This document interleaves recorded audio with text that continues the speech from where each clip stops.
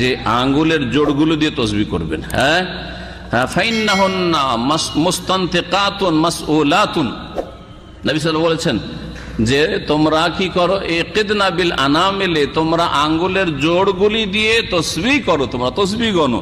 কারণ এই আঙ্গুলের জোড়গুলিকে জিজ্ঞেস করা হবে, গ্রন্থিগুলিকে জিজ্ঞেস করা হবে এবং সেগুলিকে বলতে বলা হবে যে বলো এই লোক কি করেছে, হ্যাঁ হাত দ্বারা কি করেছে, তোমাদের এই অঙ্গগুলি দিয়ে কি করেছে, সাক্ষী হবে, আপনার সমর্থনে সাক্ষী হবে যদি তসবিহ করে থাকেন। তাহলে এই হচ্ছে হাদিস, তার সুন্নতি তরিকা এইটাই।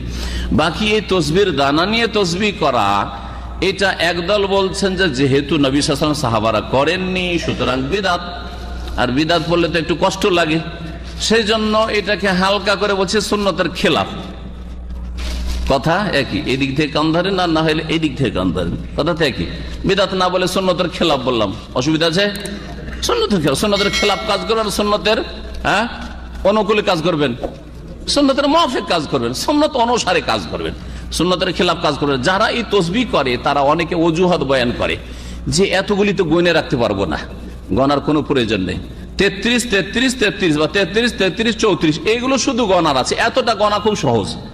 আর বাকি যেগুলো 100 বার আমি গণতে চাই, 1000 বার গণতে চাই, আপনার গণার দরকার নেই, গণার জন্য ফেরেশতা লেগেই আছে এখানে, বোঝা গেছে না? সুতরাং এই গণার কোনো প্রয়োজন নেই, এই অজুহাত দিয়ে তসবিহ ব্যবহার করা যাবে না। আমি শুধু একটি ক্ষেত্রে বলি, আর আগের যুগের দাদি নানিরা ছিল, এখন না, তারা 10-এর বেশি গণতে জানতো না, 33ই বলতে পারবে না। এত এইরকম যদি আজকাল কেউ থাকে যে 33 গণতে জানে না 1-2 করে, তো তার জন্য দানা জায়েজ হইতে পারে যে এই কাঠি থেকে এই কাঠি পর্যন্ত 33 হয়ে গেল, ও এর বেশি কিছু বুঝে না। এখন এরকম আছে নাকি কেউ? থাকলে জায়েজ হইতে পারে, তার জন্য অসুবিধা নেই, মাজুর সে। আর বাকি লোকের জন্য ঠিক নাই এই তসবির দান। তসবির দানা হচ্ছে রিয়াকারী, লোক দেখানো কাজ, লোক দেখানো কাজ শিরকি কাজ। হাতে ঝুলিয়ে নিয়ে বাড়াচ্ছে, মাশাআল্লাহ গ্রামের মুসল্লি সবসময় তসবিহ ছাড়ে না, কত সুনাম হচ্ছে গ্রামে। তারপরে মানুষকে ধোঁকা দেওয়ার কাজ, অনেকেই ঠকার জন্য দাঁড়িয়ে রাখে, ঠকার জন্য তসবিহ ব্যবহার করে। বরং আরবরা অনেকে তসবিহ ব্যবহার করে, এটা খেলা করে, তসবিহ নিয়ে তসবিহ ঘুরাচ্ছে, সমস্ত পাপ করছে, নামাজের সময় চলে যাচ্ছে গাড়ি নিয়ে, ড্রাইভার দেখবেন এখানে আল্লাহ হাসার জুবাইল হাসা জুবাইল করছে, তসবিহ ঘোরাচ্ছে, নামাজও পড়ে না। হ্যাঁ, কথা হচ্ছে এই তসবিহ খেলতামাশা হয়ে গেছে, তসবিহ রিয়াকারী, লোক দেখানো কাজ হয়ে গেছে, শিরকি কাজ হয়ে গেছে।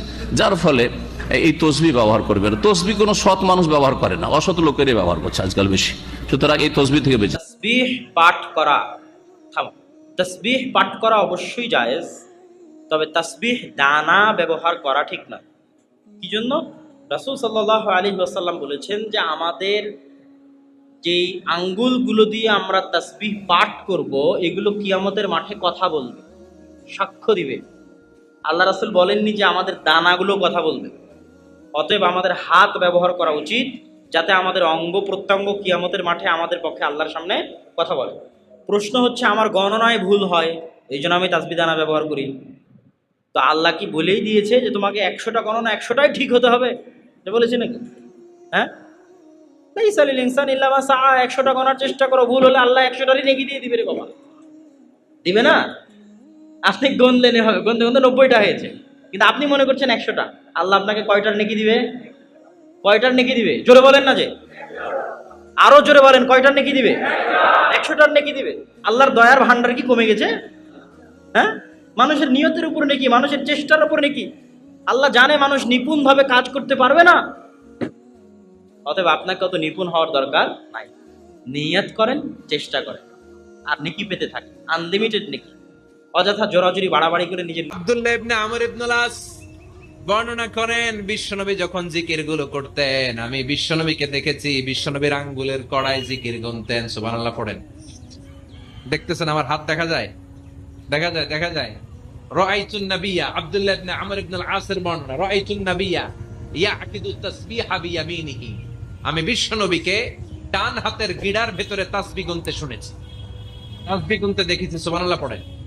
এখন আমরা লম্বা তাসবিহ ধরা নেই না, এটা জায়েজ, কিন্তু শ্রেষ্ঠ হচ্ছে হাতের গিড়ায় গণা। এই প্রতিটা গিড়া in the day of judgement আপনার পক্ষে সাক্ষী দিবে। মনে থাকবে কিভাবে গুনবেন? বা হাতে না ডান হাতে? ডান হাত উঁচু করেন সবাই, এইভাবে। নামাজ শেষ, আল্লাহু আকবার পড়ে 3 বার ইস্তেগফার পড়ে গণা শুরু।